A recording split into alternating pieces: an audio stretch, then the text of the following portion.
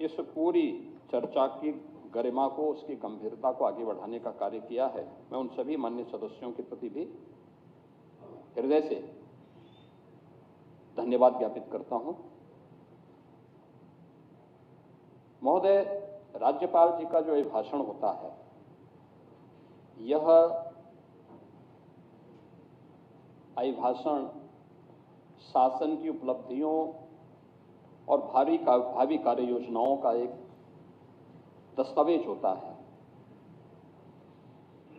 सरकार के क्या कार्य हैं और सरकार की कार्रवाई के परिणाम क्या हैं, प्रतिवर्ष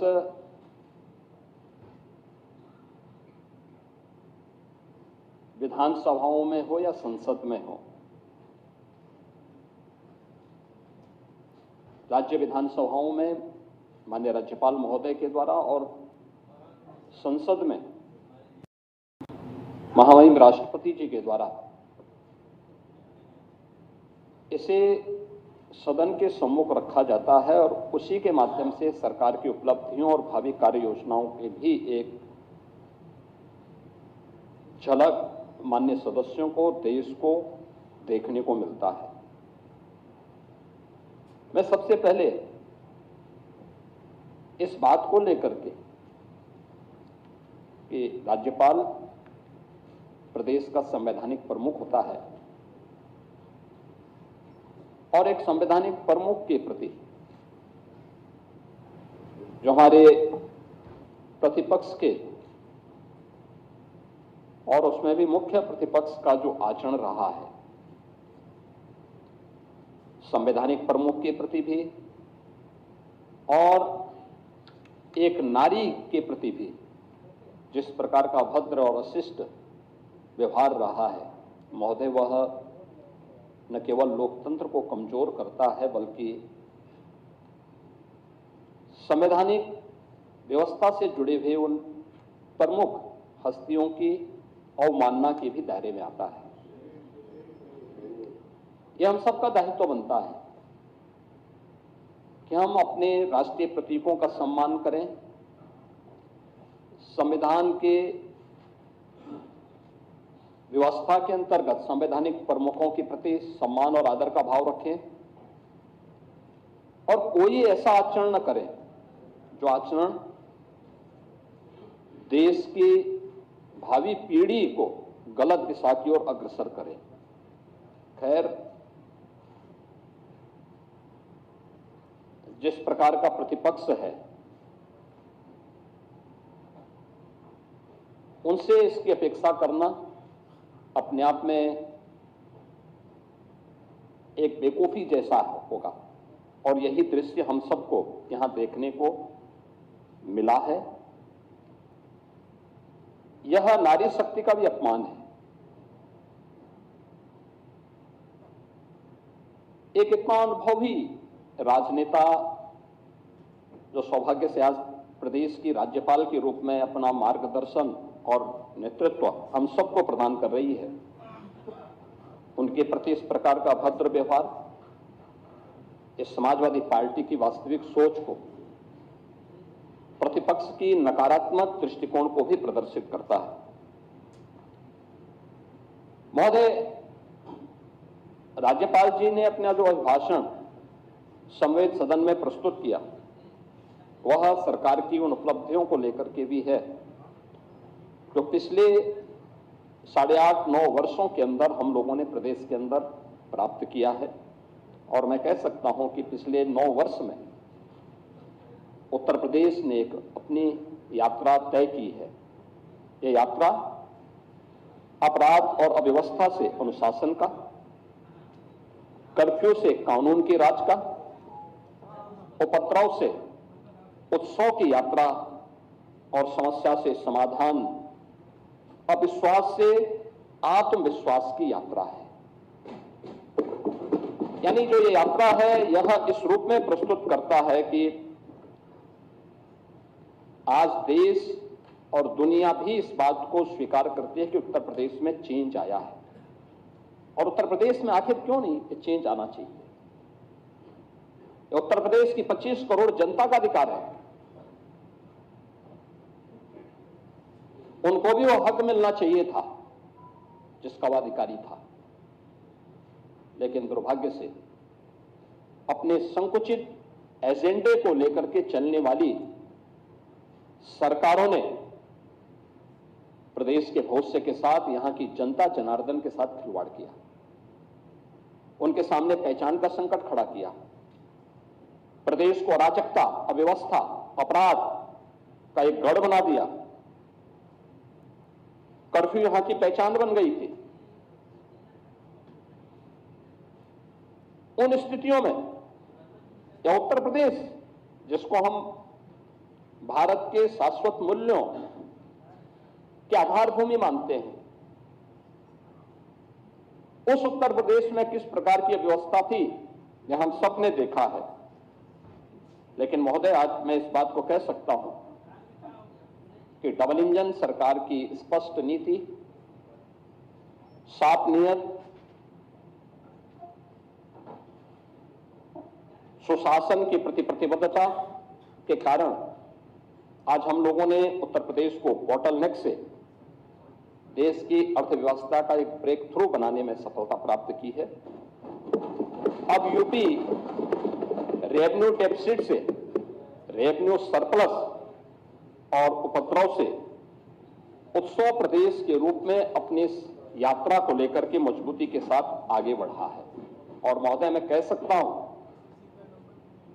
बजट का अवलोकन आप सबने किया होगा।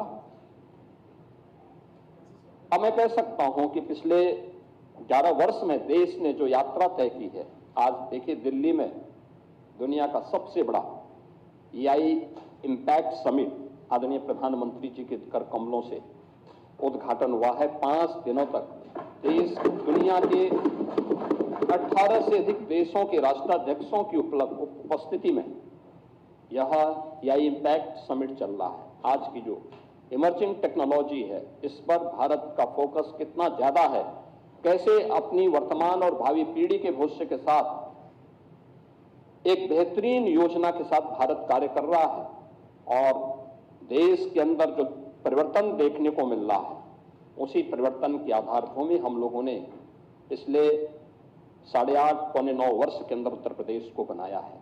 आज उत्तर प्रदेश के अंदर दिखता है, उत्तर प्रदेश अब टेक्नोलॉजी, ट्रस्ट एंड ट्रांसफॉर्मेशन की एक त्रिवेणी बन करके देश और दुनिया के सामने उभरा है।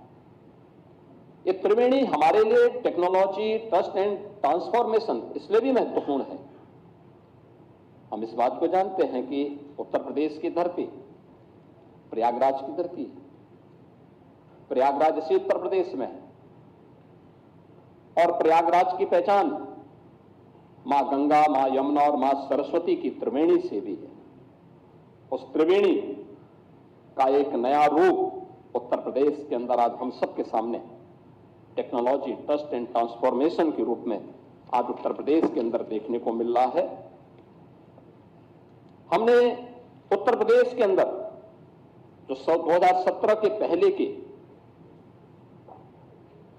नीतिगत उदासीनता थी, प्रशासनिक स्थिरता थी और विकास विरोधी सोच थी, उसको आज प्रदेश ने अनुशासन, निर्णायक नेतृत्व, स्पष्ट नीति और शुद्ध नियत से आज उसको नए रूप में प्रस्तुत करने का कार्य किया है। आज हम कह सकते हैं कि डबल इंजन सरकार के कार्यों का परिणाम है कि जन कल्याणकारी योजनाएं हैं, रोजगार सृजन के अभियान हैं, प्रदेश में इन्वेस्टमेंट के बेहतरीन डेस्टिनेशन के रूप में स्थापित करने का हो या सामाजिक सुरक्षा के माध्यम से उत्तर प्रदेश को सशक्त, सुरक्षित और आत्मनिर्भर बनाने की मुहिम या प्रभावी ढंग से आज उत्तर प्रदेश के अंदर देखने को मिल रहा है। महोदय, 2017 के पहले क्या स्थिति थी उत्तर प्रदेश में? 2017 के पहले सत्ता के संरक्षण में पल रहे गुंडे और माफिया एक समानांतर सरकार का संचालन करते थे। गुंडा टैक्स और अवैध वसूली उत्तर प्रदेश की नियत बन चुकी थी। One district one mafia Uttar Pradesh को झकझोरता था। कानून चंद हाथों की जागीर बन चुका था। कर्फ्यू और दंगा आम बात हो गई थी। पर्व और त्योहार आस्था नहीं, आशंका के केंद्र बन जाते थे। पुलिस का मनोबल टूटा था। न बेटी सुरक्षित थी, न व्यापारी सुरक्षित था। प्रदेश की छवि अराजकता और अस्थिरता का पर्याय बन गया था। महोदय, 2017 के बाद यही उपद्रवग्रस्त उत्तर प्रदेश आज उत्सव प्रदेश बन गया है।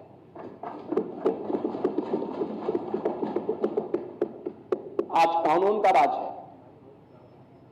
हमने बार बार कहा है, विकास की पहली शर्त रूल ऑफ लॉ है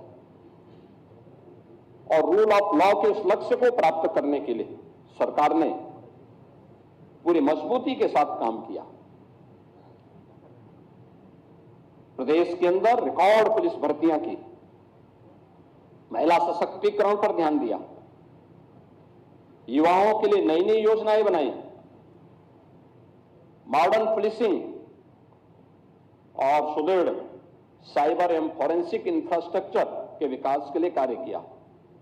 आज उत्तर प्रदेश के अंदर सुदृढ़ कानून व्यवस्था की स्थिति के कारण उत्तर प्रदेश अब फेयर जोन से फेक जोन में बदल गया है। अब उत्तर प्रदेश में भय नहीं बल्कि आस्था के कारण लोग उत्तर प्रदेश के अंदर आ रहे हैं और यह आस्था आज उत्तर प्रदेश के अंदर देखने को मिल रही है। अब कर्फ्यू कल्चर नहीं है, अब जीरो टॉलरेंस कल्चर ने उत्तर प्रदेश को एक नई पहचान दी है।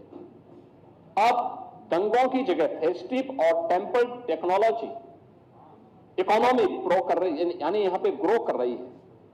जो पहले उत्तर प्रदेश के अंदर एक भय की दंगों के कारण अव्यवस्था थी, आज उसकी जगह उत्सव है, यानी फेस्टिव एंड टेम्पल इकोनॉमी प्रदेश के अंदर ग्रो कर रही है। आपने देखा होगा महाकुंभ में 66 करोड़ से अधिक श्रद्धालुओं का आगमन। अभी प्रयागराज में माघ मेला संपन्न हुआ है, कल ही संपन्न हुआ है। कोई सोचता था प्रयागराज में माघ मेला में कल्पवासी आते थे, पौष पूर्णिमा से माघ पूर्णिमा तक 1 महीने का उनका आगमन होता था। और कल ही प्रयागराज के महाशिवरात्रि के आयोजन में प्रयागराज में 40 लाख से अधिक श्रद्धालुओं ने त्रिवेणी में स्नान किया। इस पूरे माघ मेले में पहले कुल कुछ लाख श्रद्धालु आते थे, उसमें कल्पवासियों की संख्या ज्यादा होती थी। और इस बार माघ मेले में 21 करोड़ से अधिक श्रद्धालु त्रिवेणी में स्नान किया है, तो आस्था की डुबकी लगाया है। यानी ये जो श्रद्धालु आ रहा है उसको व्यवस्था पर विश्वास है, सुरक्षा के प्रति वह आज निश्चिंत है। और ये केवल आस्था नहीं है। हम लोग जब बात करते हैं उत्तर प्रदेश की, प्रयागराज की, बहुत सारे मुद्दों पर हम इस बात को कहते हैं। उत्तर प्रदेश तो भारत की आत्मा उत्तर प्रदेश में निवास करती है। अयोध्या की मर्यादा है, काशी की शाश्वत चेतना है, मथुरा वृंदावन की भक्ति है, तो प्रयागराज की समरसता भी हम सबको त्रिवेणी हो या कुंभ या महाकुंभ इस अवसर पर देखने को मिलती है। और इसका परिणाम आज हम सबको देखने को वहां मिल रहा है। 2017 से कोई कॉमनल राइट्स नहीं यूपी के अंदर नहीं हुए हैं। अब हम कह सकते हैं कि यूपी में न कर्फ्यू है न दंगा है, यूपी में सब चंगा है। महिलाओं को सुरक्षा और व्यापारियों को भय मुक्त वातावरण दिया गया है। इन 8 वर्षों में 2,19,000 पुलिस की भर्ती, इनमें 20% महिला बेटियों के लिए आरक्षण, यानी हम लोग जब आए थे तब उत्तर प्रदेश पुलिस बल में कुल 10,000 महिला कार्मिक थे। आज इनकी संख्या बढ़कर के 44,000 से अधिक हुई है। पुलिस की क्षमता में अभूतपूर्व ट्रेनिंग क्षमता में अभूतपूर्व वृद्धि हुई है।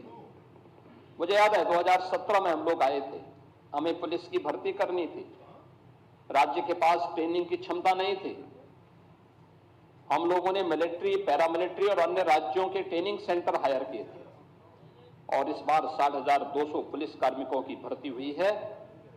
इन सब की ट्रेनिंग हम उत्तर प्रदेश के स्वयं के ट्रेनिंग केंद्रों में, ट्रेनिंग सेंटर्स में उनकी ट्रेनिंग आज सफलतापूर्वक प्रदेश के अंदर हो रही है। आज पुलिस की अवस्थापना सुविधाओं में अभूतपूर्व परिवर्तन हुआ है। अब खपड़ेल के बैरक की जगह हाई राइज बिल्डिंग में पुलिस कार्मिकों के लिए बैरक बनाए गए हैं। 7 पुलिस कमिश्नरेट मॉडर्न पुलिसिंग का एक नया मॉडल प्रस्तुत कर रहे हैं। तो साइबर थाना और साइबर सेल इनकी पहचान को और तेजी के साथ आगे बढ़ा रहे हैं। फॉरेंसिक साइंस इकोसिस्टम, आधुनिक पुलिसिंग और वैज्ञानिक साक्ष्यों के लिए आज अनिवार्य है। 3 नए कानून लागू होने के बाद पूरे देश के अंदर 7 वर्ष से ऊपर की सजा के लिए फॉरेंसिक एविडेंस अनिवार्य किया गया है और उस फॉरेंसिक एविडेंस के लिए अब सरकार ने तय किया है कि हम लोग प्रदेश के अंदर पहले केवल 2 FSL लैब थे, फॉरेंसिक जो लैब थी वो मात्र 2 थी।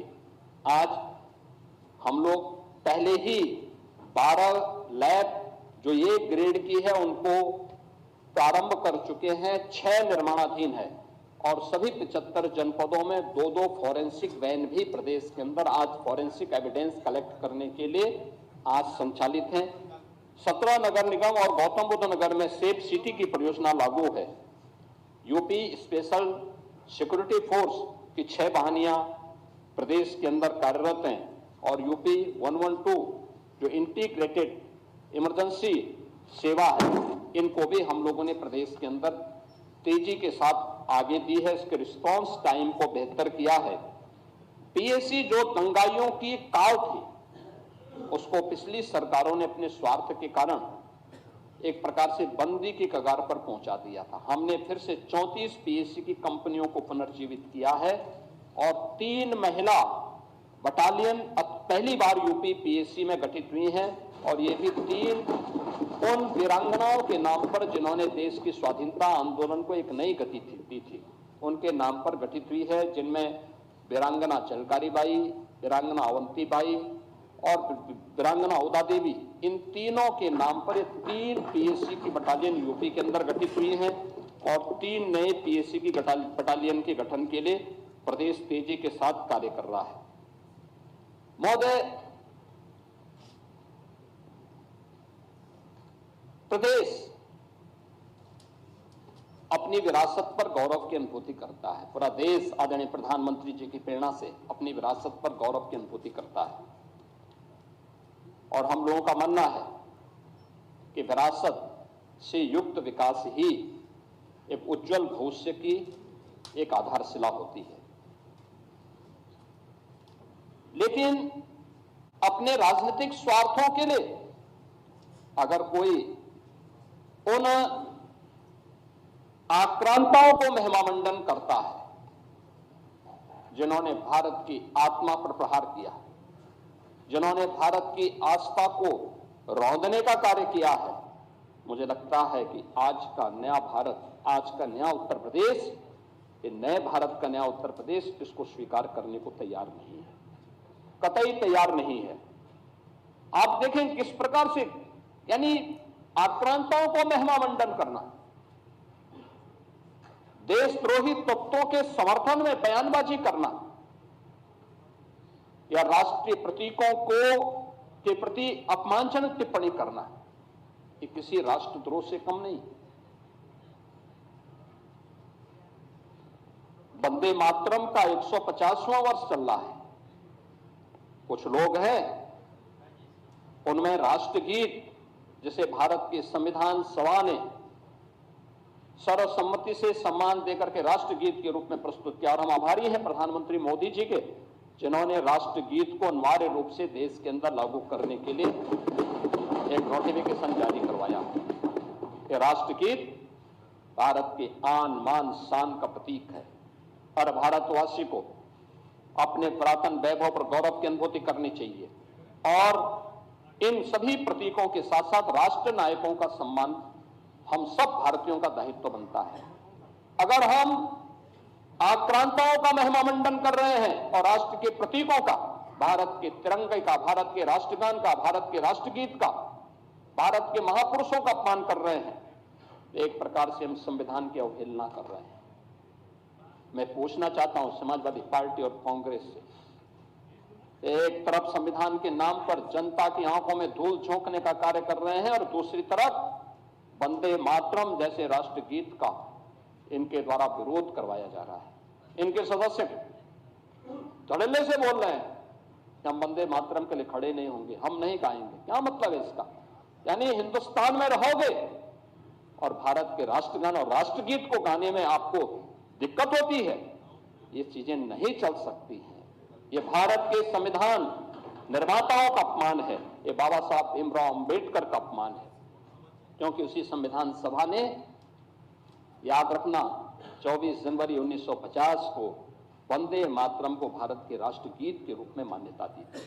और हर भारतीय का दायित्व बनता है हम भारत के इन प्रतीकों को पूरी तरह सम्मान दें।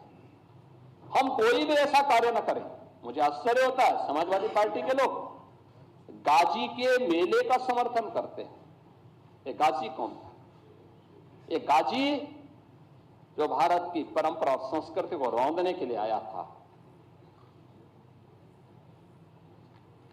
श्रावस्ती के तत्कालीन नरेश महाराज सुहेल देव के नेतृत्व में हिंदू राजाओं ने उसको रौंद डाला। सम्मान महाराज सुहेल देव को मिलना चाहिए था। और ये मुझे आनंद की अनुभूति होती है कि हमारी डबल इंजन सरकार ने महाराज सुहेल देव के नाम पर बहराइच की चित्तौड़ा नामक स्थान पर महाराज सुहेल देव का भव्य स्मारक बनाकर दिया। यह हमारी सरकार को गौरव की अनुभूति होती है कि महाराज सुहेल देव के नाम पर एकमात्र विश्वविद्यालय ये हमारी डबल इंजन की सरकार ने बनाया है। आजादी के बाद लोक माता अहिल्याबाई होलकर को सम्मान ये डबल इंजन की सरकार ने दिया है। आदरणीय प्रधानमंत्री जी ने लोक माता का एक भव्य प्रतिमा काशी विश्वनाथ धाम में स्थापित करवाई है। लेकिन गुमराह करना, असत्य वाचन करना और उसके माध्यम से गुमराह करने की जो प्रवृत्ति है समाजवादी पार्टी की, आज समाजवादी पार्टी लोक माता के नाम पर इसी प्रकार को गुमराह कर रही है। राम मंदिर का विरोध करते हैं, काशी विश्वनाथ धाम का विरोध करते हैं, क्या उस प्रकार के तत्वों को प्रश्रय देते हैं। ये प्रवृत्ति दिखाती है इनको भारत की आस्था के प्रति कोई सम्मान नहीं है, कोई सम्मान नहीं है। जन्माष्टमी को रोकने का काम, कांवड़ यात्रा को रोक लगाने का काम, अयोध्या की 84 कोसी परिक्रमा हो या दीपोत्सव और रंगोत्सव के कार्यक्रम, यह प्रतिपक्ष से जुड़े हुए दलों ने अपने समय में इनको रोकने का काम किया था। कांग्रेस तो सुप्रीम कोर्ट में यहां तक कह दी थी कि राम और श्री कृष्ण ये दोनों मिथक हैं। समाजवादी पार्टी ने अपने समय में राम भक्तों पर गोलियां चलाई थी, मंदिर निर्माण के मार्ग में बाधा पैदा करने के लिए अपने अधिवक्ता तैयार किए थे। लेकिन हम इस बात को कह सकते हैं कि हिंदुस्तान में भारत की आस्था को भी कैद करके नहीं रख सकता है और यतो धर्मस् ततो जय के भाव के साथ वह विजयी जरूर होगी। और यही हुआ है। और आज अयोध्या में हम देख सकते हैं प्रभु श्री राम का भव्य मंदिर का निर्माण हो गया है। आज देश और दुनिया आती है देखने के लिए, लाखों की संख्या में हर दिन श्रद्धालु आ रहा है, हर दिन आ रहा है, प्रफुल्लित होके जाता है। ये आस्था के केंद्र केवल आस्था के केंद्र नहीं है, ये वास्तव में राष्ट्र चेतना के केंद्र भी है। राष्ट्र की शाश्वत चेतना को एक ताकत मिलती है यहां से, और वहां से हम लोगों ने आज इस कार्य को आगे बढ़ाया है। इन्हीं बातों को लेकर के हम लोग ये लगातार इन बातों को देखते हैं कि भारत की इस आत्मा के प्रति सम्मान का भाव रखना और वहां कार्य करना, ये हम सबके लिए गौरव की बात है। और हम लोगों ने उसी कार्य के साथ अपनी विरासत पर गौरव की अनुभूति करने के साथ ही उससे प्रेरणा, उसका सम्मान और उसके बेहतर भविष्य के लिए एक ठोस कार्य योजना के साथ ये डबल इंजन सरकार ने कार्य किया है। हमने गुलामी की मानसिकता से मुक्ति का मार्ग लेकर के आदरणीय प्रधानमंत्री जी ने देश की आजादी के अमृत महोत्सव वर्ष के समय विकसित भारत के लिए जिन पंच प्रण की बात की थी, उसी से प्रेरणा लेकर के आज हम एक सशक्त भारत की अटल आधारशिला बनाने के लिए हम लोगों ने अपनी आस्था को आगे बढ़ाने का काम किया है।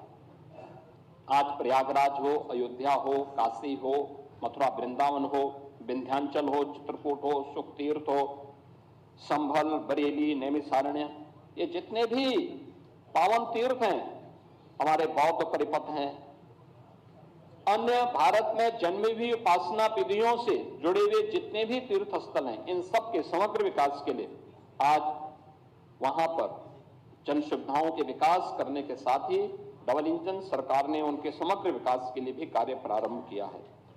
आज उत्तर प्रदेश की पहचान, जब मैं उत्सव प्रदेश की बात कर रहा हूं, तो उसकी पहचान दीपोत्सव से होती है। आज उसकी पहचान देव दीपावली से होती है। आज उसकी पहचान रंगोत्सव से होती है। अब ये केवल एक आयोजन मात्र नहीं है, बल्कि यह भारत के आध्यात्मिक गौरव का एक वैश्विक उत्सव के रूप में इन्होंने अपनी एक पहचान बनाई है। कौन ऐसा भारतीय होगा जिसने अयोध्या के दीपोत्सव को, काशी के देव दीपावली को और मथुरा वृंदावन के रंगोत्सव के कार्यक्रम के साथ आत्मिक भाव के साथ में जुड़ा हो? और आस्था का सम्मान करने का परिणाम क्या है? यही उत्तर प्रदेश, जिसको बीमारू राज्य कहकर के लोग इसकी तौहीन करते थे, इसके बारे में हंसते थे, तमाम प्रकार की टिप्पणियां करते थे, और जब हम लोग 2017 में आए थे, तब उत्तर प्रदेश की जो जीएसडीपी थी, यह मात्र 13 लाख करोड़ की थी। और यानी 1947 से लेकर के 2017 तक इन 70 वर्षों में इस यात्रा को तय करने में समय लगे 70 वर्ष, और हमने अचीव किया मात्र 13 लाख करोड़ की जीएसडीपी। लेकिन बहनों, इसमें मैं कह सकता हूं कि 2017 के बाद मात्र 8 वर्ष के अंदर, 8-8.5 वर्ष के अंदर डबल इंजन सरकार ने इसमें 23 लाख करोड़ अतिरिक्त जोड़े हैं। अब उत्तर प्रदेश की अर्थव्यवस्था 36 लाख करोड़ की हो चुकी है। देश की जीडीपी में यूपी का जो योगदान था, जब ये देश आजाद हुआ था, यूपी का शेयर था 14%। लगातार घटते घटते घटते घटते 2017 तक आते आते यह 16-17 में आते आते 8% रह गया। अब फिर से इसको बढ़ा करके 9.5% तक पहुंचाने में आज सफलता प्राप्त हुई है।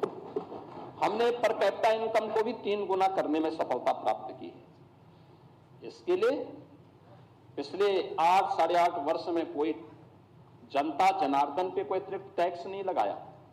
हाँ, हमने टैक्स चोरी को रोका है, रेवेन्यू लीकेजेज को प्रभावी ढंग से उस पर अंकुश लगाया है, और तब हमें ये सफलता प्राप्त हुई है।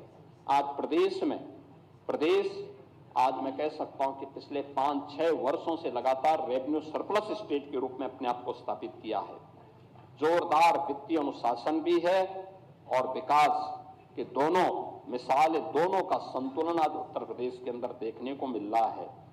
अब उत्तर प्रदेश का बैंकों में जमा होने वाला पैसा यानी जो पैसा पहले उत्तर प्रदेश के अंदर 100 रुपया अगर जमा होता था तो मात्र 43 रुपया बैंकों में जमा, वहां पब्लिक के उपयोग में खर्च होता था।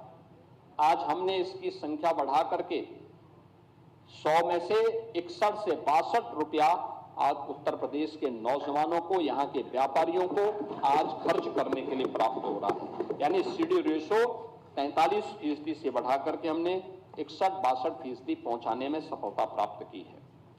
और अब मैं इस बात को कह सकता हूं कि हर एक व्यक्ति इस बात को गौरव के साथ कहता है कि उत्तर प्रदेश बेहतरीन स्थिति में है, उत्तर प्रदेश सही दिशा में आगे बढ़ रहा है।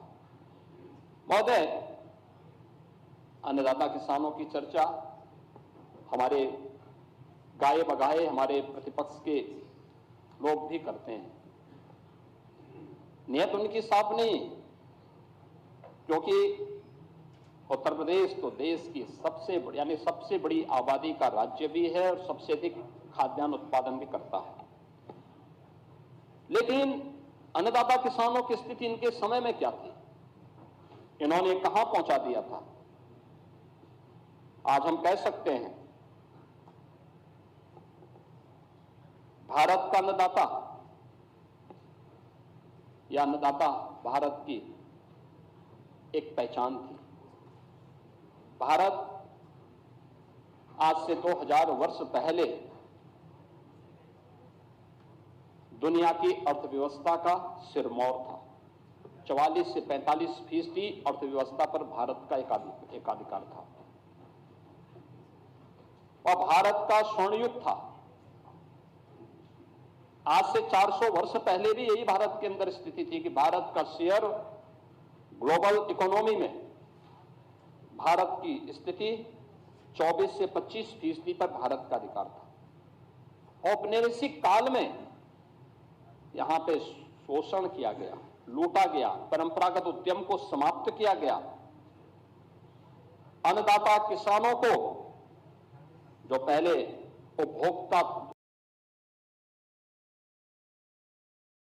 उत्पादक था, उसको उपभोक्ता बना करके रख दिया। कच्चा माल यहां से बाहर जाता था, सस्ते में वहां से पक्का माल बन करके आता था और उस पर भारी टैक्स लगते थे और वो महसूस नीति नहीं थी। अन्नदाता केवल एक वोट बैंक बन गया था। लागत अधिक थी, उत्पादन कम था और बिचौलियों का वर्चस्व था। 17 के बाद डबल इंजन के डबल स्पीड, लागत कम, उत्पादन ज्यादा।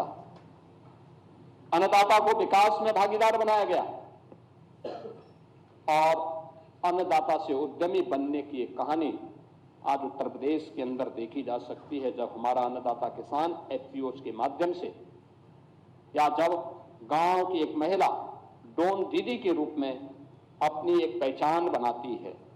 आज विकास की यात्रा में हमारा अन्नदाता किसान सक्रिय रूप से सहभागी बना है। हमारा संकल्प कृषि को income based and value edition model के साथ जोड़ने के साथ ही अन्नदाता किसानों की आय को बढ़ाना है। आज उत्तर प्रदेश में कृषि विकास की दर 8-8.5% से बढ़कर के 18% हम लोगों ने प्राप्त किया है।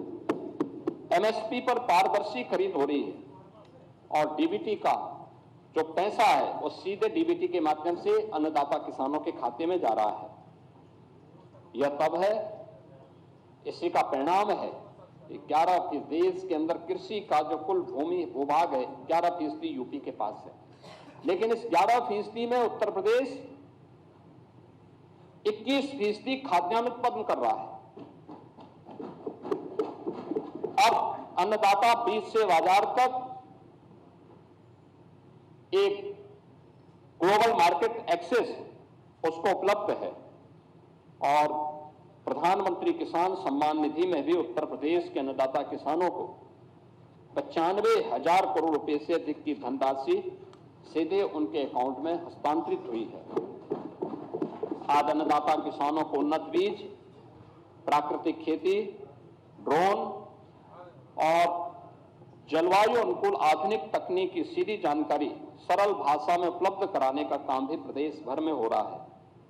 कृषि वैज्ञानिकों, स्टार्टअप्स और प्रगतिशील किसानों से व्यावहारिक प्रशिक्षण भी आज अन्नदाता किसानों को प्राप्त हो रहा है। खेती के बाद खेत में सारे कृषि वैज्ञानिक जाते हैं और किसान के खेत में चर्चा होती है। मुझे भी कई जनपदों में जाने का अवसर प्राप्त हुआ था। Drone dosing, FPOs, agri startups और फूड प्रोसेसिंग के माध्यम से फसलों का मूल्यवर्धन हो रहा है। अब प्रदेश में विश्व बैंक के सहयोग से यूपी एग्रीज यानी Uttar Pradesh agriculture growth and rural enterprise ecosystem strengthening project, यह परियोजना के माध्यम से भी आज उत्पादकता में वृद्धि करने, संसाधनों के कुशल उपयोग करने, कृषि आधारित उद्योगों के विकास और कृषि उत्पादों की गुणवत्ता सुधार पर विशेष ध्यान दिया जा रहा है। एक बात जो बार बार अन्नदाता किसानों की ओर से आती थी, वो आती थी निराश्रित गौवंश की। स्वाभाविक रूप से 17 के पहले प्रदेश के अंदर स्लॉटर हाउसेस धड़ल्ले से चलते थे, व्यापक तस्करी होती थी, आस्था के साथ खिलवाड़ होता था। जीरो टॉलरेंस की नीति के तहत गौ हत्या, गौ पर एक कठोर कानून प्रदेश के अंदर बना। हम लोगों ने प्रदेश के अंदर गौ तस्करी को रोका। तमाम गौवंश निराश्रित होकर के सड़कों पे आया। आज 7,727 से अधिक गौ आश्रय स्थल उत्तर प्रदेश के अंदर संचालित हैं, जिनमें 16 लाख से अधिक गौवंश संरक्षित है। और प्राकृतिक खेती, गौ आधारित खेती, इसी के माध्यम से आज हम आगे बढ़ा रहे हैं और उसी का परिणाम है कि आज उत्तर प्रदेश दुग्ध उत्पादन में अग्रणी राज्य है और मत्स्य उत्पादन में भी उत्तर प्रदेश ने दुगने से अधिक की सफलता प्राप्त की है।